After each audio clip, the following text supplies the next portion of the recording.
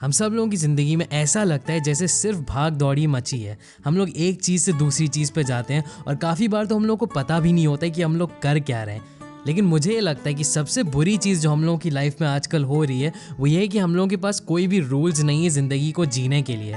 काफ़ी बार मुश्किल हो जाता है ये समझने में कि सही और गलत क्या है, और ये रूल्स आपको यही समझने में मदद करेंगे। तो इस वीडियो में मैं आपको 12 ऐसे रूल्स दूंगा जो जॉर्डन पीटरसन ने लिखे हैं, और मुझे लगता है अगर हम सब लोग ये रूल्स फॉलो करें तो हम लोगों की ज़िंदगी भी अच्छी होगी और हम लोगों की सोसाइटी भी अच्छी होगी। Hey guys, welcome back to Life Gyan. और अगर आप यहाँ पे नए तो ज़रूर सब्सक्राइब करिएगा और नोटिफिकेशन आइकन को दबाइएगा ताकि आप कोई भी वीडियोज़ ना मिस करें।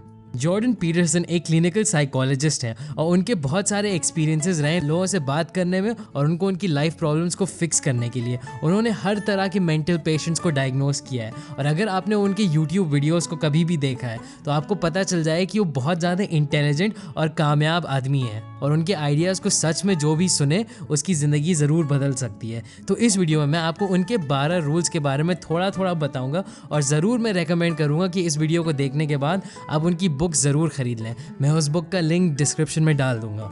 तो पहला रूल है stand up straight with your shoulders back. ये शायद सबसे सिंपल रूल है और काफ़ी स्टडीज की गई हैं जिसमें दिखाया गया है कि अपने पोस्चर को सही रखने से आपका कॉन्फिडेंस और सेल्फ एस्टीम बढ़ जाती है। लेकिन जॉर्डन पीटरसन ने एक और आइडिया दिया हम लोगों को जो इस बात को और क्लियर करता है। उन्होंने अपनी बुक में लॉबस्टर्स के बारे में बात किया है। उन्होंने ये बताया कि जब लॉबस्टर्स लड़ाई करते हैं और अगर कोई लॉबस्टर जीत जाता है तो वो अपने आप को और बड़ा दिखाता है, और उसकी बॉडी में एक केमिकल होता है सेरोटोनिन जो रिलीज हो जाता है। और अगर कोई लॉबस्टर हार जाता है तो और छोटा बन जाता है और उसके अंदर सेरोटोनिन लेवल्स कम हो जाते हैं। तो लॉबस्टर्स इसी तरीके से अपनी सोसाइटी को अरेंज कर लेते हैं, और जो लॉबस्टर सबसे ज़्यादा लड़ाई जीतता है और जिसका सबसे अच्छा पोस्चर होता है वो टॉप लॉबस्टर बन जाता है, और जिस लॉबस्टर का बेकार पोस्चर होता है वो नीचे वाला लॉबस्टर बन जाता है।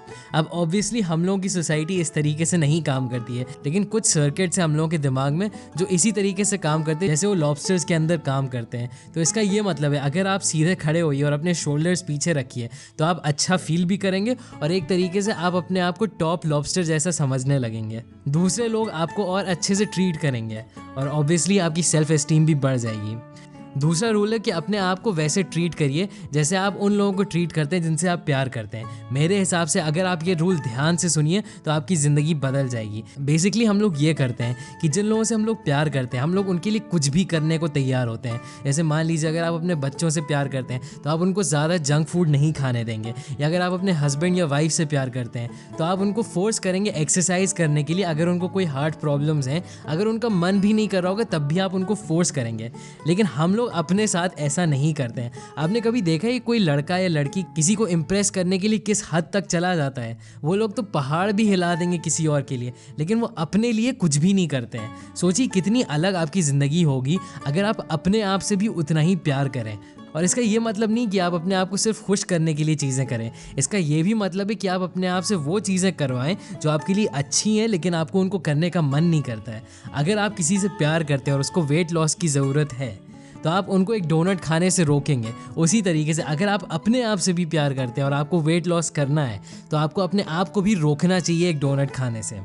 तीसरा रूल है कि उन्हीं लोगों के साथ दोस्ती रखिए जो आपके लिए बेस्ट चाहते हैं। अब ये चीज़ है जो काफ़ी लोग गलत करते हैं। जिस तरह के लोग आपके आसपास होंगे वही बताता है कि आप अपने बारे में कैसा फील करेंगे। अगर आपके बहुत टॉक्सिक फ्रेंड्स हैं, बुरे दोस्त हैं, ऐसे लोग जो आपके लिए सबसे बेस्ट नहीं चाहते हैं, तो आप बहुत सक्सेसफुल नहीं बन पाएंगे।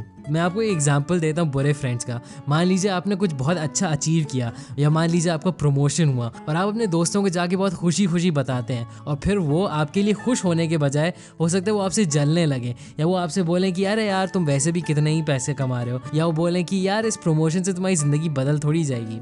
तो इस तरह के लोग आपको हटा देने चाहिए। आपको सिर्फ वैसे ही लोग अपने आसपास रखने चाहिए जो आपके लिए बेस्ट चाहें। और इसका ये भी मतलब है कि अगर आप कुछ गलत करें तो आपको बताएं कि यार तुम कुछ गलत कर रहे हो, और जब आप जीत रहे हो और अपनी लाइफ में खुश हो तो वो भी आपके लिए खुश रहें। चौथा रूल है कि अपने आप को सिर्फ कंपेयर करिए जो आप थे कल, और किसी और से ना कंपेयर करिए जो वो आज है। हम सब लोग इसमें फंस जाते हैं कि हम लोग अपने आप को दूसरे लोगों से कंपेयर करते हैं और इसी वजह से हम लोग कभी खुश नहीं रह पाते हैं। हम लोग सोचते हैं कि अरे यार उसके मेरे से ज़्यादा मार्क्स आ गए तो वो ज़्यादा इंटेलिजेंट होगा, या वो मुझसे ज़्यादा पैसे कमाता है तो वो ज़्यादा सक्सेसफुल है। आपको ये समझना चाहिए कि इस दुनिया में कोई भी इंसान नहीं रहा है जो एकदम आपकी तरह हो। हर इंसान की एक अलग ज़िंदगी रही है, तो आप कैसे सोच सकते हैं कि उसकी भी लाइफ आप ही की जैसी होगी और आप अपने आप को उनसे कंपेयर कैसे कर सकते हैं। सिर्फ एक ही इंसान है जिसके साथ आपको अपने आप को कंपेयर करना चाहिए और वो है आप कौन थे कल। अगर आप हर रोज़ बेहतर बनते चले जा रहे हैं और जैसे आप कल थे उससे आप बेहतर हैं तो आप सही काम कर रहे हैं। और हाँ, अगर आपको अपने आप को इम्प्रूव करना पसंद है तो ज़रूर सब्सक्राइब करिएगा, क्योंकि मैं ऐसे ही टिप्स आपको देते रहूँगा। 5वां रूल है कि अपने बच्चों को कुछ भी ऐसा ना करने दीजिए जिससे आप उनको पसंद ना करें। अब ये रूल है पेरेंट्स के लिए, और क्योंकि मैं पेरेंट नहीं हूँ मैं इसके बारे में ज़्यादा बोल नहीं सकता, लेकिन मैं आपको बस इतना बता दूँ कि जॉर्डन ये कहते हैं कि आपको पेरेंटिंग इफेक्टिव तरीके से आनी चाहिए और आपको ज़रूर पता होना चाहिए कि आप अपने बच्चे को कैसे कंट्रोल करें ताकि वो ऐसी हरकतें ना करें जिससे आप उसको नापसंद करने लगें। अगर आपको नहीं पसंद है कि आपका बच्चा चिल्ला रहा है, अगर उसके पास उसका टैबलेट या फ़ोन नहीं है तो उससे बात करिए, उसको सिखाइए कि कैसे डिसिप्लिन रहना है। और मैं आपको ज़्यादा पेरेंटिंग एडवाइस नहीं दूंगा, लेकिन बस ये ध्यान में रखिए कि जॉर्डन ने ये कहा है कि अगर आप ये सारी चीज़ों को इग्नोर करें और उनको फिक्स करने की कोशिश ना करें तो आप अपने बच्चों को भी नापसंद करने लगेंगे, और सबसे बुरी बात होगी कि इन्हीं वजह से दूसरे लोग आपके बच्चों को नापसंद करने लगेंगे और ये आपके बच्चों के लिए बहुत बुरा होगा। रूल नंबर 6 है कि अपने घर को एकदम सही बनाइए दुनिया को क्रिटिसाइज़ करने से पहले। हम लोगों की सोसाइटी को इसकी बहुत ज़्यादा ज़रूरत है। हम सब लोग सबसे पहले आएंगे और गवर्नमेंट की बुराई करेंगे और इंस्टीट्यूशंस की बुराई करेंगे कि हम लोगों की पूरी ज़िंदगी उन्हीं की वजह से बर्बाद है। मेरी एक दोस्त थी जो हमेशा बार बार बोलती थी कि दुनिया कैसे उसके लिए बुरी है। वो मुझे बताती है कि कितने लोग दुनिया में बुरे हैं और ये दुनिया एक बुरी जगह क्यों है। लेकिन इसके बारे में सोचिए कि आप किस मुँह से इस दुनिया की बुराई कर रहे हैं, अगर आपने खुद के लिए वो चीज़ें नहीं करी हैं जो आपको करनी चाहिए अपनी लाइफ बेहतर बनाने के लिए, अगर आपने मेहनत नहीं की अपनी ज़िंदगी को अच्छा बनाने के लिए, तो आप कैसे ये सोच सकते हैं कि दुनिया अच्छी होगी आपके लिए। अगर आपकी लाइफ अच्छी नहीं है अभी तो अपने आप से पूछिए कि आप क्या कर सकते हैं खुद अपनी ज़िंदगी को बेहतर बनाने के लिए। ये सोचना बंद करिए कि आप इस दुनिया में हर किसी से अच्छे हैं और अपनी ज़िंदगी में डिफरेंस बनाना शुरू करिए। और ये चीज़ कोशिश करिए बस करने की, 1 हफ्ता कोशिश करिए, 1 महीना कोशिश करिए, एटलीस्ट कोशिश करिए अपनी लाइफ को सुधारने के लिए, अपने आसपास की चीज़ों को सुधारने के लिए, दुनिया को बुरा बोलने से पहले। 7वां रूल है कि आपको वही काम करना चाहिए जिसमें मीनिंग हो और वो काम नहीं करना चाहिए जो सिर्फ आसान हो। ये चीज़ है जो हम सब लोग कभी ना कभी करते हैं। हम लोग सिर्फ आसान चीज़ करने की कोशिश करते हैं, वो चीज़ जो हम लोगों को सबसे जल्दी रिजल्ट्स देगी। हम लोग ऐसा ही काम करते हैं जिसमें सबसे ज़्यादा पैसे हो या सबसे ज़्यादा फेम हो एट्सेट्रा। लेकिन हम लोगों का दिमाग सिर्फ मीनिंग के लिए ही बना है। जैसे विक्टर फ्रैंकल ने अपनी बुक में कहा है, मैन सर्च फॉर मीनिंग। हम लोगों के दिमाग मीनिंग मेकिंग मशीन्स हैं। हम लोगों को चीज़ों में मीनिंग ढूंढनी हो। हम लोगों को किसी भी चीज़ को करने के पीछे उसके मतलब से ज़्यादा फर्क पड़ता है। पूरी दुनिया का सारा पैसा आपकी मदद नहीं कर पाएगा अगर आपको अपनी ज़िंदगी में कोई मतलब ही ना दिखे। तो हमेशा वो चीज़ें करिए जो आपके लिए मीनिंगफुल हो। लॉन्ग टर्म सोचा करिए और शॉर्ट टर्म आसान चीज़ों के पीछे ना भागिए। 8वां रूल है कि हमेशा सच बोलिए, और अगर ये नहीं कर सकते तो एटलीस्ट झूठ ना बोलिए। हम लोगों की सोसाइटी काम तभी करती है जब हर कोई एक दूसरे से सच बोलता है। अगर आप एक रिलेशनशिप में और आप अपने पार्टनर से सच नहीं बोलते हैं तो ये रिलेशनशिप की कोई भी मीनिंग नहीं है। ट्रस्ट एक बहुत इंपॉर्टेंट चीज़ है ह्यूमन सोसाइटी में। जब मैं अपने घर से बाहर जाता हूँ तो मैं ये ट्रस्ट रखता हूँ कि बाहर लोग मेरा मर्डर करने की कोशिश नहीं करेंगे, और इसी वजह से मैं सेफ फील करता हूँ और इसी वजह से मैं इस सोसाइटी में कुछ दे सकता हूँ। हम सब लोगों का ये फ़र्ज़ है कि हम लोग एक दूसरे से जितना हो सके उतना सच बोलें, और अगर सिचुएशन और ज़्यादा बढ़ जाती है और सच नहीं बोल सकते तो एटलीस्ट कोशिश करिए कि आप झूठ ना बोलें। रूल नंबर 9 है कि आपको हमेशा ऐसा सोचना चाहिए कि जिस इंसान से आप बात कर रहे हो उसको कुछ ऐसी चीज़ पता है जो आपको नहीं पता है। वो चीज़ें जो आपको नहीं पता है और ज़्यादा इंपॉर्टेंट है उन चीज़ों से जो आपको पता है। हम सब लोग चलते फिरते तो ऐसे रहते हैं जैसे हम लोगों को हर चीज़ पता है, लेकिन इसी वजह से हम लोग नई चीज़ें नहीं सीख पाते हैं। इस दुनिया में इतनी सारी नॉलेज है कि कोई भी तरीका नहीं जिससे आपको हर चीज़ पता हो। तो जब भी आप किसी से बात कर रहे हो हमेशा ये सोचिए कि उसको कुछ ऐसी चीज़ पता है जो आपको नहीं पता है।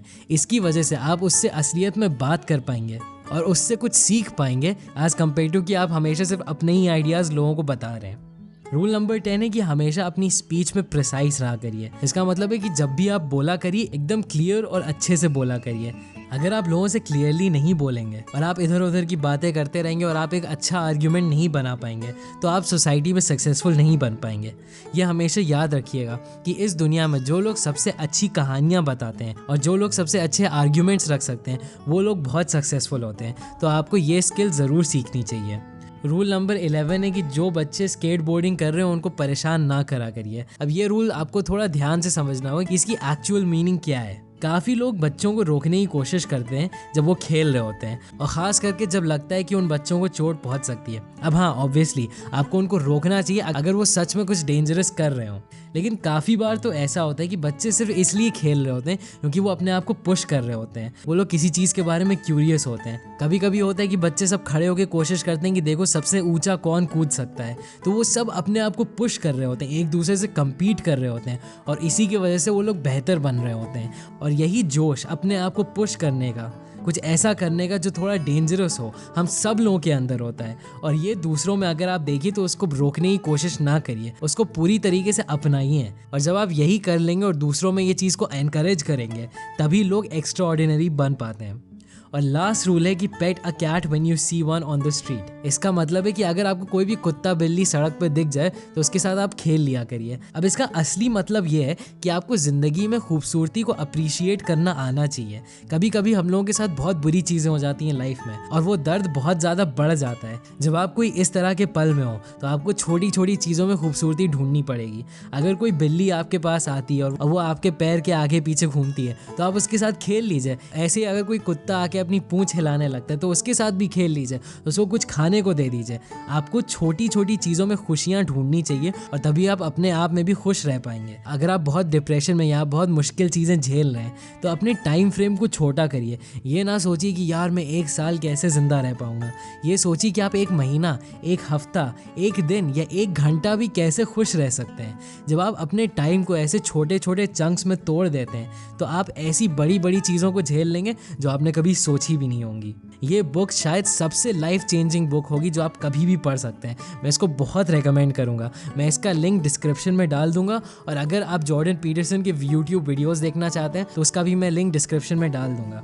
और हाँ, अगर आप अपने आप को इम्प्रूव करना पसंद करते हैं तो ज़रूर सब्सक्राइब करिएगा, और अगर आपको ये वीडियो पसंद आए तो लाइक बटन ज़रूर दबाइएगा। Thanks for watching.